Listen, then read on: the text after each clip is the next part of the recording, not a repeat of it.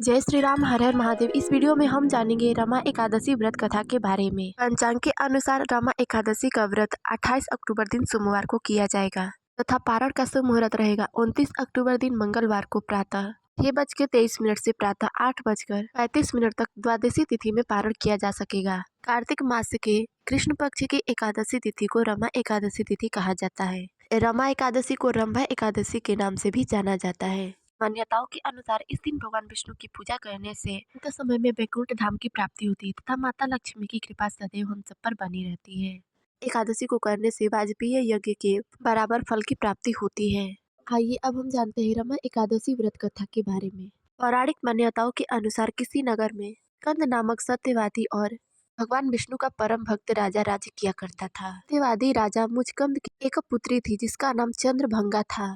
चंद्रभंगा का विवाह दूसरे नगर के राजकुमार शोभन के साथ हुआ था। राजा मुचकंद प्रति वर्ष एकादशी का व्रत रखा करते थे और सिर्फ राजा ही नहीं बल्कि उनकी पूरी प्रजा भी इस एकादशी को पूरे निष्ठा के साथ करती थी। चंद्रभंगा का पति शोभन भी काफी कमजोर था, लेकिन फिर भी वह इस एकादशी का व्रत किया करता था। एक समय शोभन अपने पत्नी के साथ अपने ससुराल आया हुआ था। उसी समय एकादशी पड़ गई तथा राजा मुचकंद ने अपने पूरे नगर में यह घोषणा करवा दी कि आज के दिन सभी लोग उपवास करेंगे क्योंकि आज एकादशी का दिन है। साथ में राजा मुचकंद ने यह भी घोषणा करवा दी कि हाथी घोड़ा किसी को भी अन्न नहीं देना है।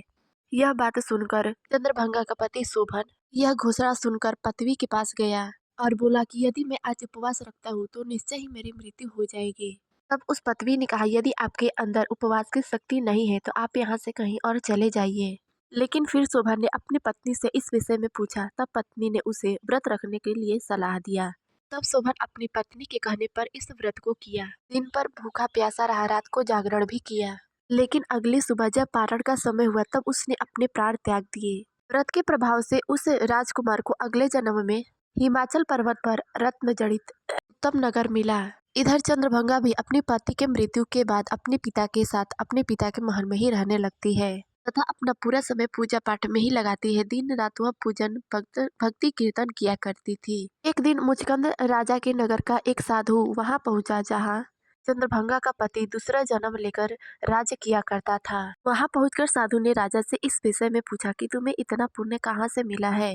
इस पर शोभन ने उस साधु बाबा को संपूर्ण कहानी बताई तथा शोभन ने कहा कि यह राज अध्रुव है और इसे ध्रुव करने की शक्ति मेरी पत्नी में है।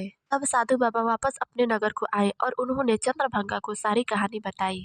यह बात सुनकर चंद्रभंगा अति प्रसन्न होती है तथा वह अपने पति से मिलने के लिए निकल जाती है। इसके बाद चंद्रभंगा अपने पति के राज्य में पहुंचती है जहां उसके पति राज्य कर रहे होते हैं। इसके बाद चंद्रभंगा अपने पति से मिलकर सारी बात बताती है तथा शोभन भी अपनी पत्नी को सारी बात बताते हैं। इसके बाद दोनों भगवान विष्णु को नमस्कार कर खुशी खुशी जीवन व्यतीत करने लगते हैं। प्रेम से बोलो विष्णु भगवान की जय। इस वीडियो में बस इतना ही। मिलता है अगले वीडियो में, तब तक के लिए जय श्री राम, हर हर महादेव।